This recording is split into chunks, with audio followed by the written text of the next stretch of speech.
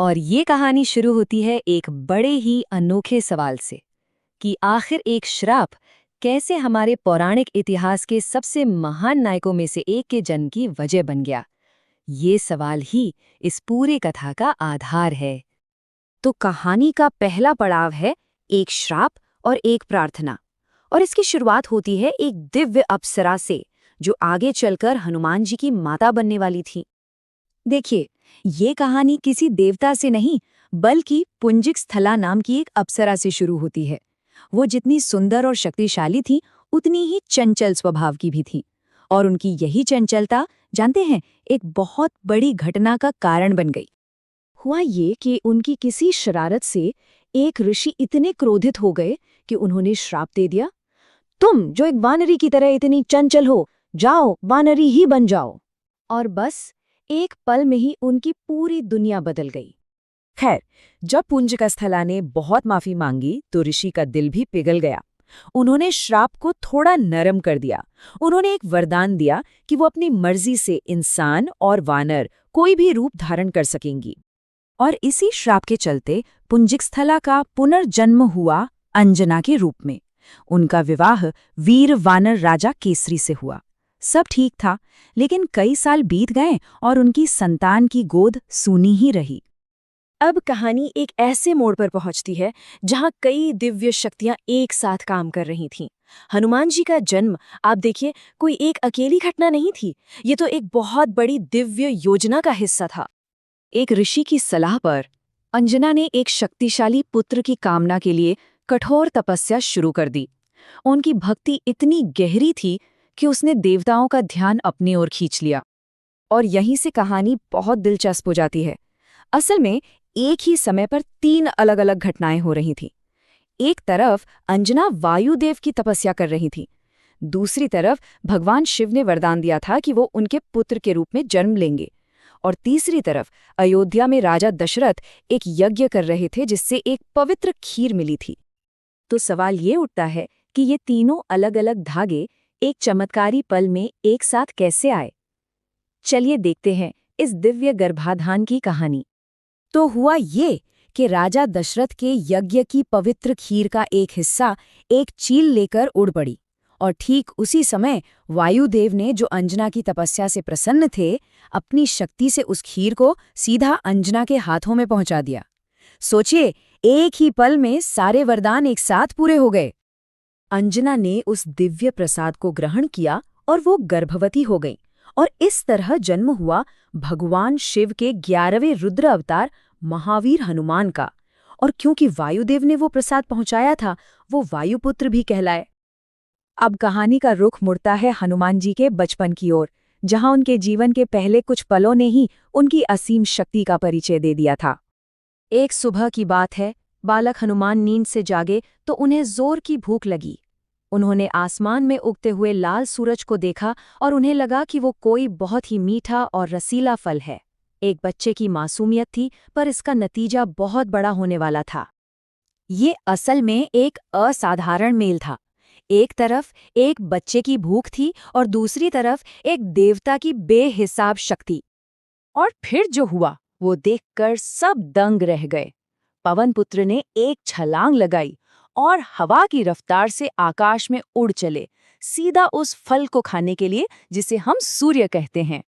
अब एक छोटे से बालक की इतनी अपार और अनियंत्रित शक्ति को देखकर देवताओं को बीच में आना ही पड़ा, और यहीं से कहानी में एक बहुत बड़ा मोड़ आता है। सूर्य देव को बचाने की चिंता में देवराज इंद्र ने अपने सबसे शक्तिशाली हथियार वज्र से बालक हनुमान पर प्रहार कर दिया। वो सीधा उनकी ठोड़ी पर लगा और वो बेहोश होकर धरती पर आ गिरे। अपने बेटे की ये हालत देखकर पवनदेव इतने ज्यादा क्रोधित हुए कि उन्होंने पूरे ब्रह्मांड से हवा ही रोक दी। सोचिए, सांस लेना ही मुश्किल हो गया। हर तरफ जीवन ठहर सा गया, हाहाकार मच गया। ये देखकर तो देवताओं में भी खलबली मच गई। तुरंत सृष्टिकर्ता ब्रह्मा जी के साथ सारे देवता पवनदेव को शांत करने और उनके पुत्र को फिर से जीवित करने के लिए भागे। अपनी गलती को सुधारने के लिए सब देवताओं ने उस बालक को फिर से जीवित किया और उन्हें एक से बढ़कर एक वरदान दिए। ब्रह्मा जी ने कहा कि उन पर किसी श्राप का असर नहीं होगा। इंद्रदेव ने वरदान दिया कि उनका शरीर वज्र से भी ज्यादा कठोर होगा। सूर्यदेव ने अपने तेज का एक हिस्सा और सारे शास्त्रों का ज्ञान दिया, और वरुण देव ने उन्हें जल से हमेशा सुरक्षित रहने का आशीर्वाद दिया। और पता है, इसी घटना से उनका नाम हनुमान पड़ा। संस्कृत में हनु का मतलब होता है जबड़ा, और मान का मतलब प्रमुख या थोड़ा विकृत। ये नाम हमेशा इंद्र के वज्र से लगी उस चोट की याद दिलाता है। तो सोचिए जरा, जिस बालक का जन्म एक श्राप से हुआ और जिसे देवताओं ने अपनी अपार शक्तियां दे दी, वो बड़ा होकर क्या बनेगा? उनकी कहानी हमें इसी एक सवाल के साथ छोड़ जाती है। और ये तो उनकी महान गाथा की बस एक शुरुआत भर। नमल निकालना लगभग नामुमकिन सा लगता है। सवाल ये है कि बड़ा कौन है, भगवान का प्रण या फिर भक्त का वचन? तो ये कहानी शुरू होती है देवर्षि नारद से। अब नारद जी तो अपनी शरारतों के लिए जाने ही जाते हैं ना, है ना? तो उन्होंने कुछ ऐसा किया कि एक राजा और एक बहुत बड़े ऋषि सीधे सीधे टकराव के रास्ते पर आ गए। नारद जी के उकसाने पर काशी के राजा ने एक बहुत बड़ी भूल कर दी। उन्होंने भगवान राम को तो प्रणाम किया, लेकिन जानबूझकर महान ऋषि विश्वामित्र को अनदेखा कर दिया। अब देखिए, ये बात सुनने में भले ही छोटी लगे, लेकिन इसी एक छोटी सी भूल ने एक बहुत बड़े संकट को जन्म दे दिया। बस इतना होना था कि ऋषि विश्वामित्र गुस्से से आग बबूला हो गए। उन्होंने भगवान राम से कहा, मेरी ही सभा में मेरे सामने मेरा अपमान, ये तो बहुत ही गलत है। और उन्होंने राम से न्याय की मांग की। अब राम तो अपने दरबार में ऋषियों का सम्मान रखने के कर्तव्य से बंधे थे। और फिर धर्म के रक्षक भगवान राम ने एक ऐसा भयानक प्रण ले लिया जिसे तोड़ा नहीं जा सकता था। उन्होंने कहा, आज शाम तक इन 3 तीखे बाणों से काशी नरेश का अंत हो जाएगा। बस इसी एक प्रण ने राजा का भाग्य हमेशा के लिए लिख दिया। अब सोचिए, राजा की क्या हालत हुई होगी। पूरी तरह से डरे हुए, बेबस, उन्हें कोई रास्ता नहीं सूझ रहा था। तब नारद जी की सलाह पर वो भागकर हनुमान जी की माता अंजना के पास पहुंचे। वही एक आखिरी उम्मीद बची थी। राजा ने माता अंजना से अपने प्राणों की भीख मांगी। उनकी हालत देखकर अंजना का दिल पिघल गया और उन्होंने वचन दे दिया, मैं तुम्हारे प्राणों की रक्षा करूंगी। लेकिन उन्होंने ये नहीं सोचा था कि उनका ये एक वचन उनके अपने बेटे हनुमान को उन्हीं के आराध्य भगवान राम के खिलाफ खड़ा कर देगा। तो अब देखिए कैसी मुश्किल खड़ी हो गई है। एक तरफ भगवान राम का प्रण है और दूसरी तरफ हनुमान की मां का वचन। तो सवाल यह है कि हनुमान आखिर ऐसा क्या करें कि राजा भी बच जाएं और अपने प्रभु राम का अपमान भी ना हो। चलिए देखते हैं हनुमान ने क्या कमाल की तरकीब निकाली। हनुमान जी की स्ट्रैटेजी बहुत ही गजब की थी। उन्होंने अपनी ताकत का इस्तेमाल नहीं किया, बल्कि उन्होंने उस शक्ति पर भरोसा किया जो उनके भगवान के नाम में है। उन्होंने राजा से कहा, सरयू नदी में कमर तक पानी में खड़े हो जाओ और बस राम राम राम जपते रहो।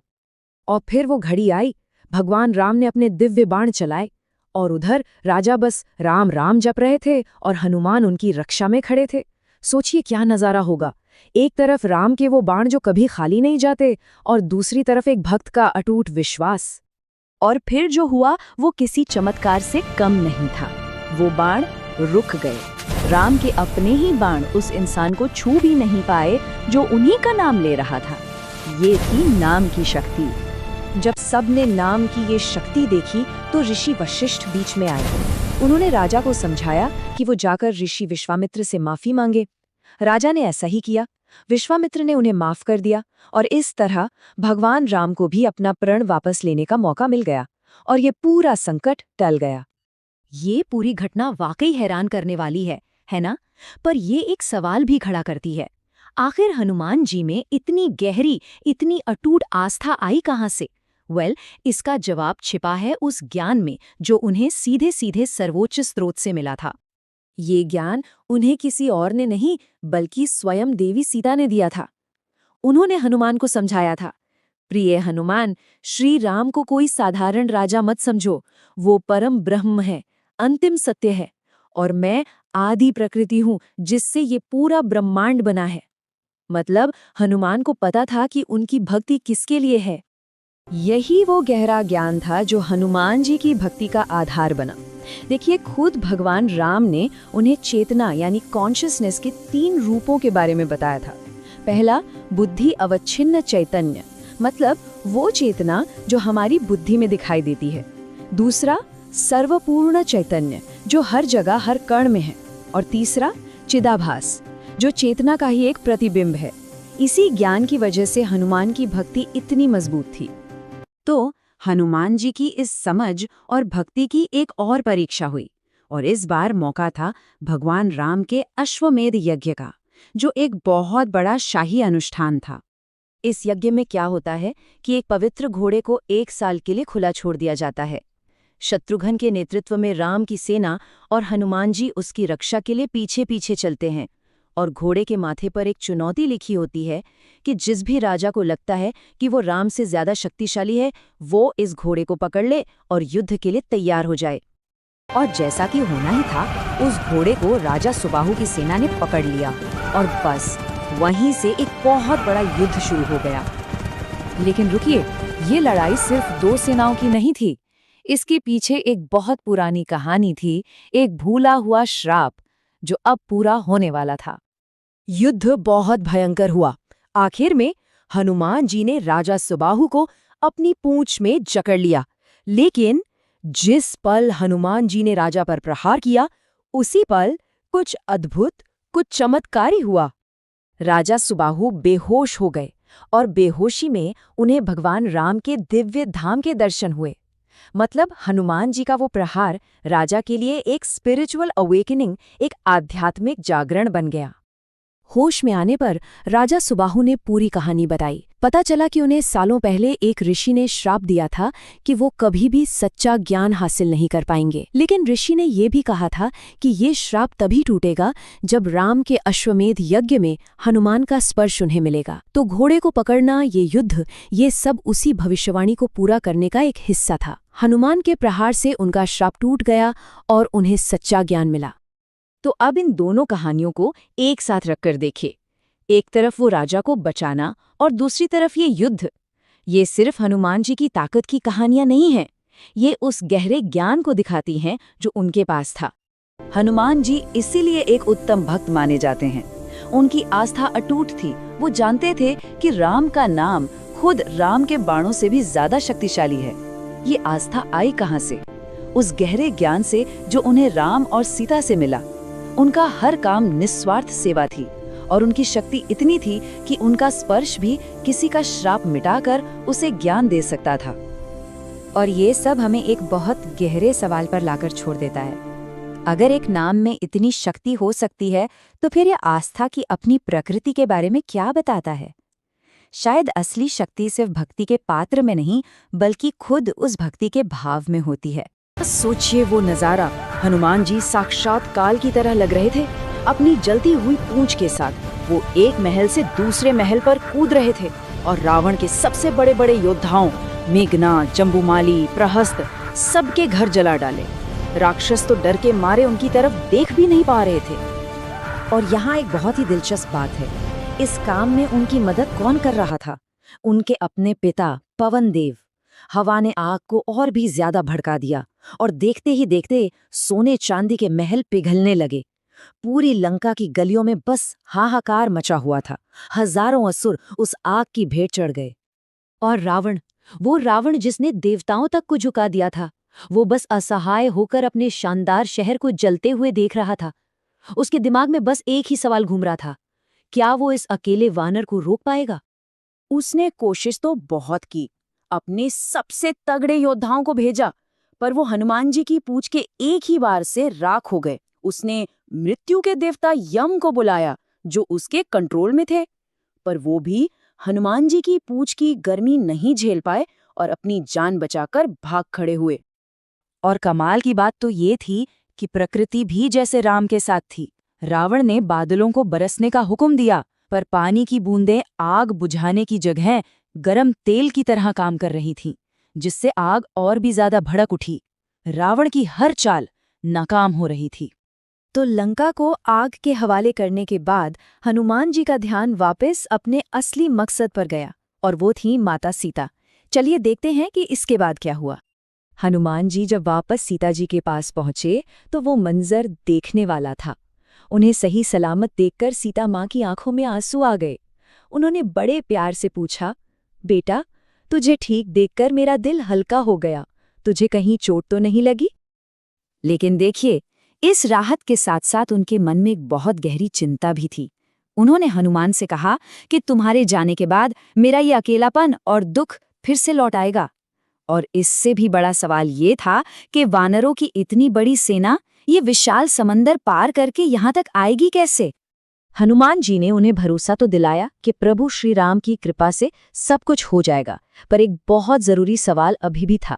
जब हनुमान जी राम जी के पास ये खबर लेकर पहुंचेंगे तो राम जी ये यकीन कैसे करेंगे कि हनुमान सच में सीता जी से मिलकर आ रहे हैं? और इसी सवाल के जवाब में माता सीता ने अपनी बारों से अपनी चूड़ामणि निकाली। ये कोई मामूली गहना नहीं था, ये बहुत ही कीमती और एक निजी निशानी थी। उन्होंने वो हनुमान को देते हुए कहा, बेटा, इसे देखकर श्रीराम तुम्हारी हर बात पर विश्वास कर लेंगे। और इस यकीन को और भी पक्का करने के लिए उन्होंने हनुमान को एक ऐसी गुप्त घटना के बारे में बताया जो सिर्फ वो और राम जी ही जानते थे। चित्रकूट की वो कहानी जब इंद्र के बेटे जयंत ने कौवे का रूप लेकर सीता जी को चोंच मार दी थी और तब राम जी ने एक तिनके से ही ब्रह्मास्त्र चलाकर उसकी एक आंख फोड़ दी थी। ये कहानी इस बात का सबसे बड़ा सबूत थी कि हनुमान सच में सीता जी से मिले थे। तो सीता जी से विदा लेकर हनुमान ने अपनी वापसी का सफर शुरू किया। लेकिन ये सफर सिर्फ समंदर पार करने का नहीं था, बल्कि अपने अंदर उठ रहे एक बहुत बड़े भाव को भी पार करने का था। जरा सोचिए, लंका जरा दी, सीता माँ का पता लगा लिया, बड़े बड़े राक्षसों को मार गिराया। इतने बड़े बड़े काम अकेले करने के बाद हनुमान जी के मन में एक बहुत ही हल्का सा पर एक भाव जागा, बड़प्पन का, अभिमान का। और कहते हैं भगवान अपने भक्त के दिल में अभिमान की परछाई भी नहीं देख सकते। और बस यहीं रास्ते में हनुमान जी एक तपस्वी मुनि से मिले और तभी एक अजीब सी घटना हुई। एक बंदर आया, राम जी की दी हुई अंगूठी उठाई और उसे मुनि के पानी के बर्तन यानी कमंडल में डालकर भाग गया। हनुमान जी जब अंगूठी निकालने गए तो एक चमत्कार हो गया। हनुमान ने जैसे ही कमंडल में हाथ डाला तो क्या देखते हैं कि वैसी ही सैकड़ों अंगूठियां बाहर निकली। उन्होंने फिर हाथ डाला तो हजारों वैसी ही अंगूठियां बाहर आ गई। वो तो देखकर एकदम दंग रह गए कि भाई इनमें से असली वाली कौन सी है। और तब उस मुनि ने जो बात कही उसने हनुमान के सारे अभिमान को एक पल में खत्म कर दिया। उन्होंने कहा, हर युग में जब भी राम किसी हनुमान को सीता को खोजने भेजते हैं तो वो हनुमान यहाँ आकर इस बर्तन में एक अंगूठी छोड़ जाता है। अब तुम इनमें से अपनी वाली ढूंढ लो। ये सुनते ही हनुमान जी को एहसास हुआ कि उनकी ये महान उपलब्धि इस अनंत ब्रह्मांड के चक्र में बस एक छोटी सी घटना थी और उनका सारा गर्व पल भर में पिघल गया। तो विनम्रता का ये सबसे बड़ा पाठ सीखकर हनुमान जी अब अपने असली लक्ष्य की ओर बढ़े, जहां उनके साथी वानर बेसब्री से उनका इंतजार कर रहे थे। उधर जैसे ही वानरों ने हनुमान को लौटते देखा, वो समझ गए कि मिशन कामयाब हो गया है। बस फिर क्या था, खुशी का कोई ठिकाना ही नहीं रहा और उन्होंने राजा सुग्रीव के स्पेशल मधुवन में घुसकर फल खाना और शहद पीना शुरू कर दिया। ये जश्न इतना जोरदार था कि उन्होंने पूरा जंगल ही तहस-नहस कर डाला। जब मधुवन के गार्ड्स ने सुग्रीव से शिकायत की तो सुग्रीव गुस्सा होने की बजाय मुस्कुरा दिए। वो तुरंत समझ गए। उन्होंने कहा, पक्की बात है कि हनुमान जी माता सीता से मिलकर आ रहे हैं, वरना इन वानरों की इतनी हिम्मत नहीं कि मधुवन को उजाड़ दें। और फिर वो पल आया जिसका सबको इंतजार था। हनुमान, अंगद और बाकी वानरों के साथ श्री राम के पास पहुंचे। अपने प्रभु को देखते ही हनुमान जी दौड़कर उनके पैरों में गिर पड़े। उनकी आंखों से बस खुशी के आंसू बह रहे थे। और यहाँ हनुमान जी की समझदारी देखिए। उन्होंने कोई लंबी चौड़ी कहानी नहीं सुनाई, बल्कि सिर्फ वो कहा जो राम, लक्ष्मण और सुग्रीव सुनना चाहते थे। सिर्फ इतना, मैंने माता सीता को देखा है, वो सुरक्षित हैं। बस इन चंद शब्दों ने ही सब में जान डाल दी। फिर हनुमान जी ने सीता माँ का पूरा संदेश दिया और सबूत के तौर पर उनकी चूड़ामणि श्री राम को दी। उस मणि को देखते ही श्री राम की आंखों में आंसू आ गए। उन्होंने उसे अपने सीने से ऐसे लगा लिया मानो वो सीता जी को ही छू रहे हों। वो पल विरह के दर्द और मिलने की उम्मीद का एक संगम था। तो इस नामुमकिन काम को करने का इनाम क्या था? कोई धन दौलत, कोई राजपाट नहीं।